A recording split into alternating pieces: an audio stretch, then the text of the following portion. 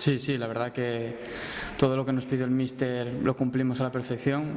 le supimos aguantar, a saberlos llevar a donde tenían los puntos más débiles, no les dejamos jugar por dentro y a partir de ahí supimos también nosotros atraer,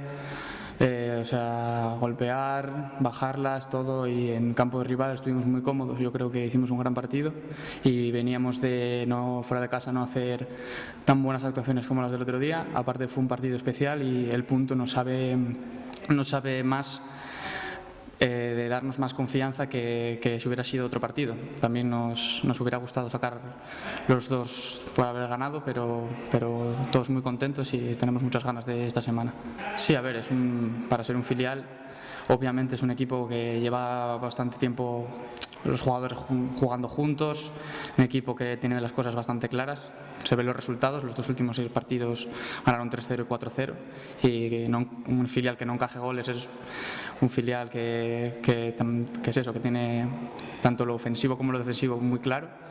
pero van a venir aquí a Ganzábal y esto aquí es otra historia. Aquí nosotros nos tenemos que hacer muy fuertes con nuestra afición y con nuestra gente y no les tenemos que dejar jugar y tenemos que apretarles al máximo. Yo me espero un muy buen ambiente después de la actuación del domingo del equipo. El otro día nos sentimos muy arropados en el Suárez Puerta, fuera de casa, ante un partido como es el que fue el Avilés Langreo, y yo creo que van a venir con las mismas ganas y la misma actitud que el otro día nuestra afición, y va a ser una tarde muy bonita de fútbol y vamos a por todas y a intentar ganar al Racing. Para mí está siendo muy buena, la verdad. Tanto el míster, el cuerpo técnico y los veteranos del equipo, que también dan un punto más al equipo en cuanto a todo, nos ayudan todos los días a diario. Y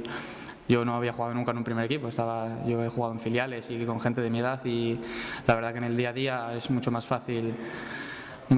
convivir con gente que ya ha tenido una carrera muy larga y ha tenido muchos equipos y te puede dar consejos de cualquier cosa y nada.